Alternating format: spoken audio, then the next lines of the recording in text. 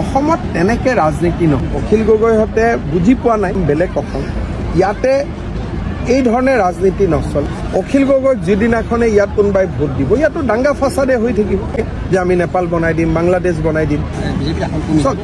তেনেকে গগৈ লগ লগা, কোনোবাই কালি ক'ব বুঢ়াগোহাঁই লগ লগা, কালি কোনোবাই বৰগোহাঁই লগ লগা। অসমত তেনেকে ৰাজনীতি নহয়। মহাপুৰুষ শ্ৰীমন্ত শংকৰদেৱে সমতাৰ ভিত্তিত ইয়াত এখন সম্পূৰ্ণ বেলেগ সমাজ গঢ়ি থৈ গৈছে। চাউলুং চুকাফা, শ্ৰীমন্ত শংকৰদেৱ, তেওঁলোকে অসমত উপাধিৰ মতে কিবা হ'ব সেই ৰাজনীতি 5-6 বছৰ আগতেই বন্ধ কৰি থৈ গৈছে।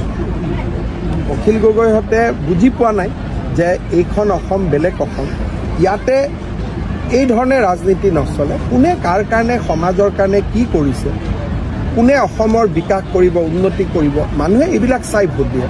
অখিল গগৈক যিদিনাখনে ইয়াত কোনোবাই ভোট দিব ইয়াতো দাঙ্গা ফাচাদে হৈ থাকিব। আজি নেপাল বনিব, কালি কিবা বনিব, তেওঁলোকেতো নিজেই কৈ থাকে যে আমি নেপাল বনাই দিম, বাংলাদেশ বনাই দিম। গতিকে অসমৰ উন্নতি ক'ত হ'ব?